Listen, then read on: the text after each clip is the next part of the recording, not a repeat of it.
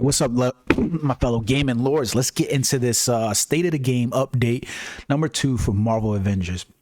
I know I haven't been dropping as much content for Marvel Avengers because you guys are motherfucking thirsty for some Marvel Future Revolution, but I am going to start dropping these nuggets on you because it is a game that I enjoy playing, and like I said to you guys, I want to give you as much content as possible across the Marvel universe and the landscape for the games as possible on this channel. So let's take a look immediately at the state of the game update number 2 from there. So we know that the game has literally hit its first year milestone, and that year has not been without its hiccups. To be honest with you, it's still not at the end of the road, but it seems as if though Marvel Games and Square Enix Crystal Dynamics Studios are dead set on trying to right the ship for this game. And to be honest with you, the War for Wakanda update that got released was significant in my opinion. At the very least, I thought it was a very good update for an addition, an add to the game in terms of the gameplay. I want you guys to remember that when I talk about Marvel's Avengers, it's the one game in the lineup that no matter how you look at it is almost completely free to play. There's absolutely no reason to purchase any of the microtransaction items inside the game, and there are ways inside the game to actually earn all of the microtransaction rewards.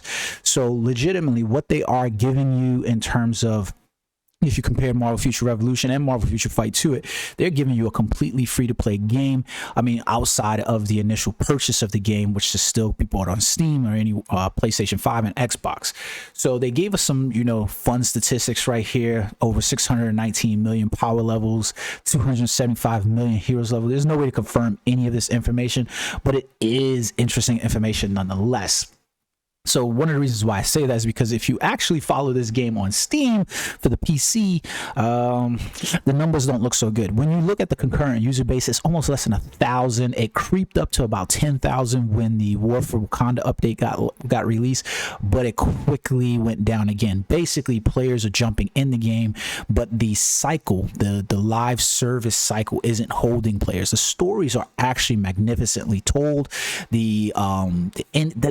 Those things, the characters, feels, their skills and things like that, they're phenomenal. I mean, give the game a try and I guarantee you will fall in love with any of the characters that they've had over the past year. And guess what? We are set for Spider-Man to be released. Unfortunately, this is another place where I think they missed the mark heavily because unfortunately the deal with Sony and Disney Plus, or Disney Studios, Marvel Studios and Disney, is that Sony owns the rights to the web crawler still, so they do not have the ability to release it on Steam and stuff like that without Sony's permission. So therefore Sony's probably getting the war crawler first and only.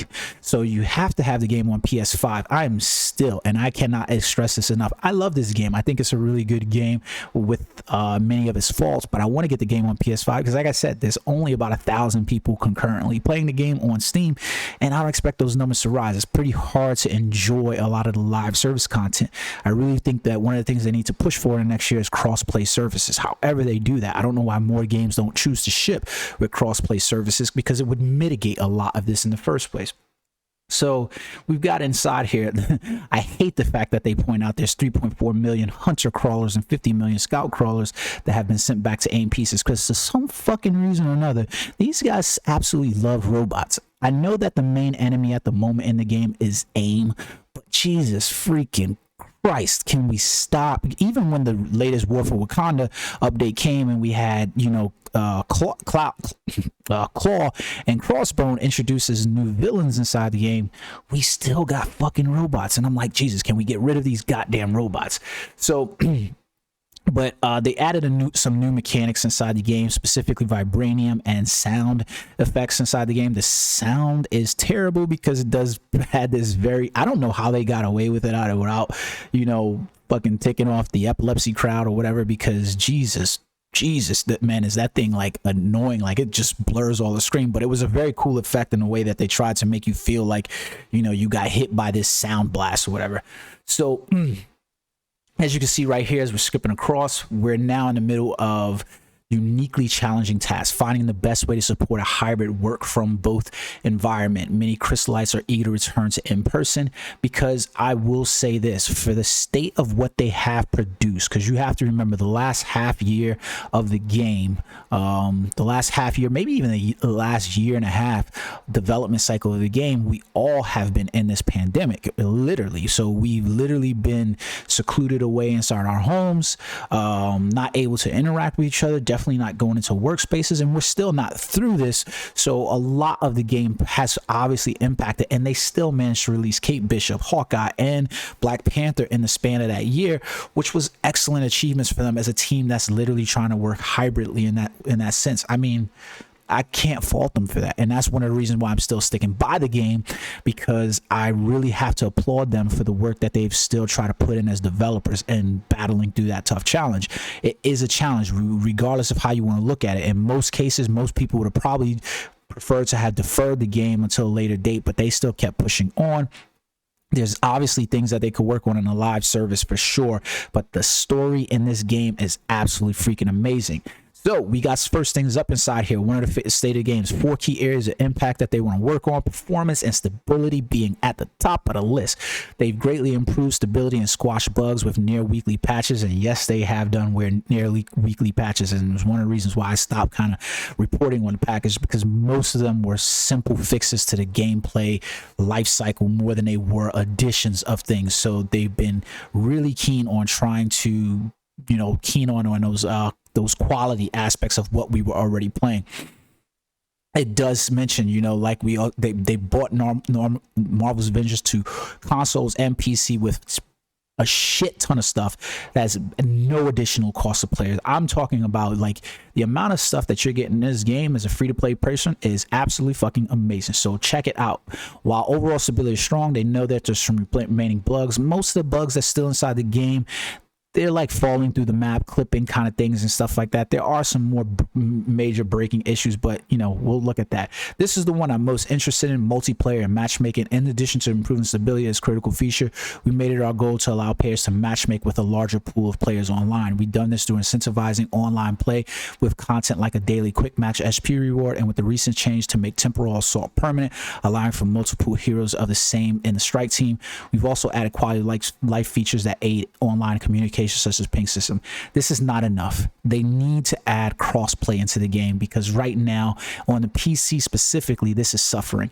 And my imagination is going to be that with no new content coming for the rest of 2021, outside of the Spider-Man update, which will launch in October, probably, I think it was October sometime. With Spider-Man, which is only exclusive to the PS5, we're going to probably lose more players without having the ability to interact with players. I don't know how they do it with adding something such as exclusive as a character like that, but they really need to tune this up to make this game crossplay. And I think that would probably generate the most buzz for it, because the thing that's suffering the most from the game right now is its live service features. Rewards, tuning rewards, and an ongoing effort from Marvel's Avengers as we're constantly evaluating game telemetry and on. So this is basically talking about, their exotic drops. When the game first got released, there was not enough drops happening. The drops that weren't even that freaking good. And so people didn't have a reason to jump into the endless cycle, especially when you're like, I spent 10-20 minutes trying to find a match in the first place instead of just playing by my goddamn self, and then I get these exotic drops. They have improved that slightly. I feel like they didn't understand in the beginning the intent behind a looter shooter type game, even though it's not a shooter, and they seem to pick up on this more, so that's good. Late game content. Now, the problem with their late game content is that they still haven't kind of understood that you can't just revamp areas and repackage them and give those as late game content. That's not what it is. You just repackage some shit that I was already playing.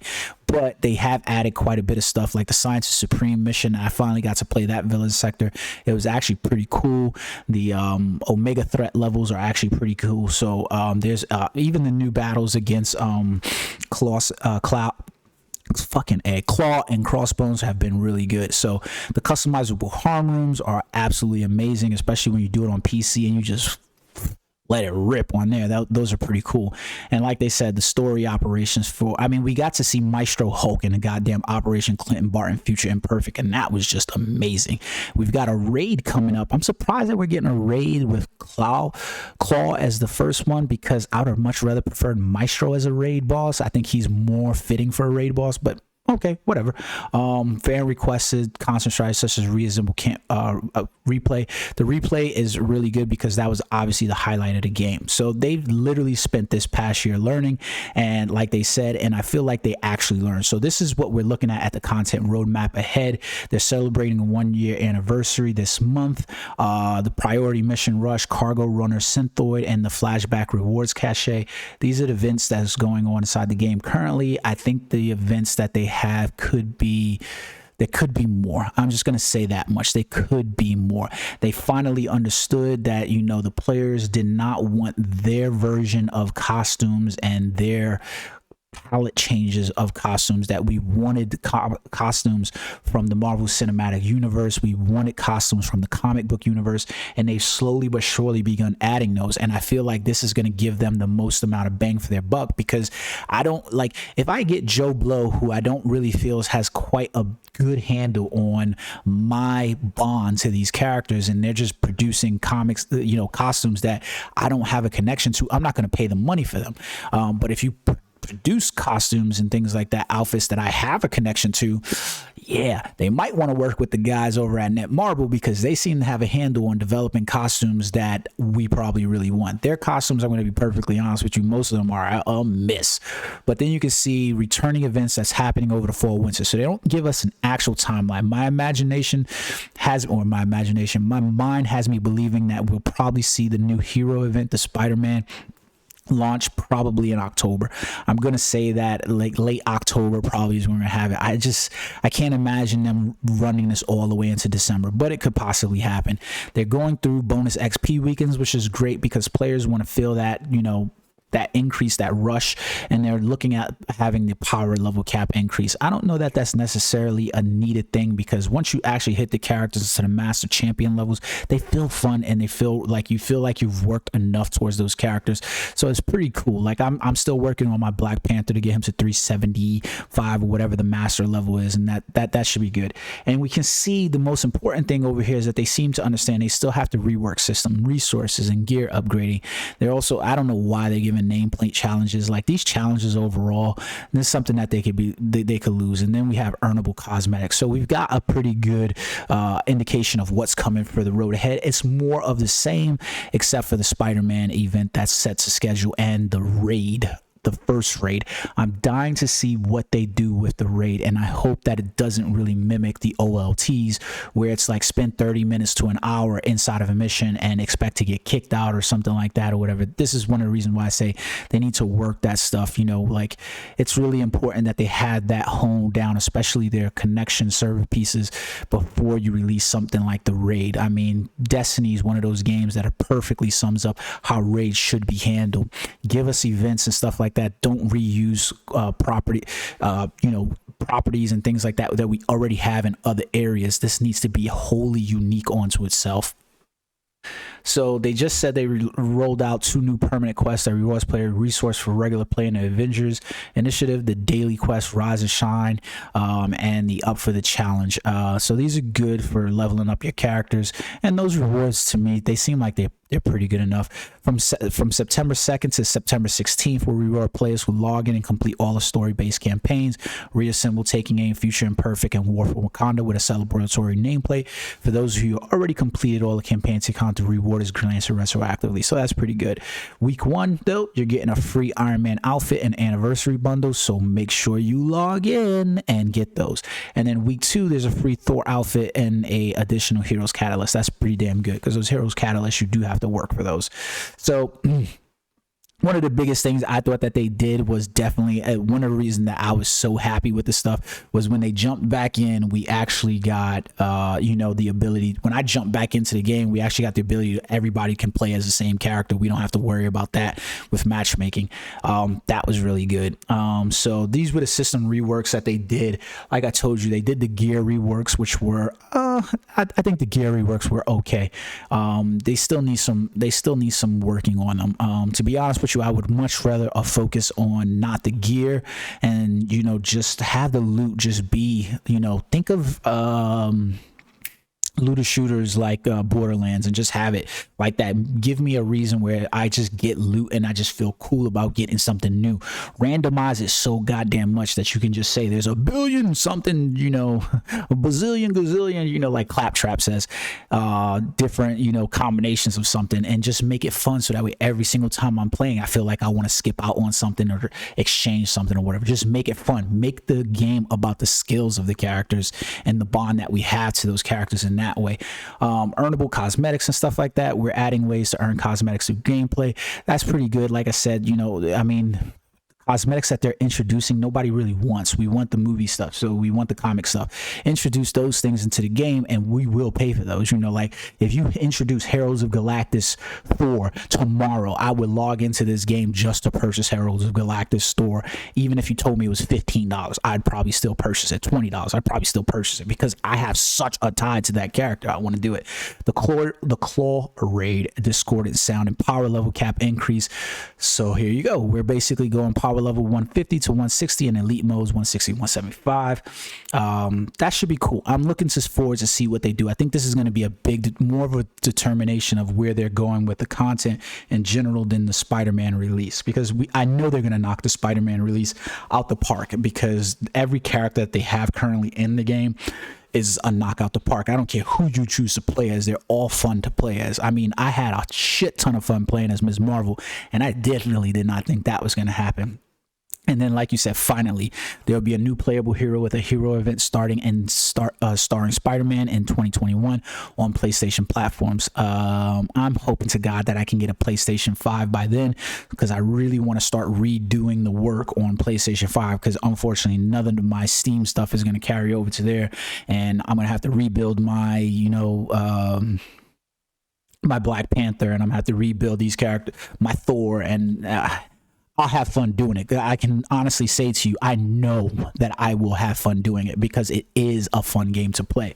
So they got many more things coming down the road. I know that they've said basically, they have the intent to release so many more heroes, and every hero that they release will come with a story, an enclosed story. I want to see them continue some of the stories that they currently have. Like when we did the Thor mission, we got to see Loki, and I would love to see more of that. When we play as, Hawkeye, we got to see Maestro. I would love to see more of that. So there's continuations of each character's individual stories that I would love to see play out inside here in the game. And to be honest with you, they absolutely knock it out the fucking park every single time with the stories. The individual story pieces are so great. They really need to bring in someone who understands the live service game mechanics and understands what the community really wants inside there. Maybe developing a community piece where we can actually talk, because right now they're using Reddit to do all that stuff, but it doesn't seem like they really have nailed that down to understand the live service gameplay and the online loop of keeping us engaged and interacted. To be honest with you, I still don't think most games quite have nailed that down quite like Destiny has. I'm a Destiny fanboy for that. Yeah, whatever. Take that as you is. You'll probably end up getting some Destiny on another channel from me at some point. But remember what I said. In terms of being a free to play, pay to play, or pay to win player, I would honestly tell you that if you're in playing games like Marvel Future, Marvel Revolution, Marvel Strike Force, and all these other games right here, the most bang for your buck that I can almost guarantee that you will have a great time with is going to be in Marvel's Avengers. You play the initial price inside here of getting that game, which is really, it's not that bad of a price, and especially for everything that you're getting. like, let's see if this pulls up right here. So you're basically paying $60 and you're getting endless content. I mean, endless content. You're getting costumes, you're getting new heroes, you're getting new missions and story modes and things like that. It is absolutely freaking amazing. $30.99 for the base game. That's all you have to pay, $40. I mean, some of the freaking stuff that they have on in the store is more than that. So inside some of the online modes. So it's one of those things that I definitely think you guys should take a look at. I hope you guys will enjoy some of the content I plan on releasing for that. Remember to hit that like and subscribe button. Comment in the section. Let me know what you guys think about Marvel's Avengers. Have you actually played it yet? Plan on playing it? Let me know what you guys think. Until next time, guys, peace.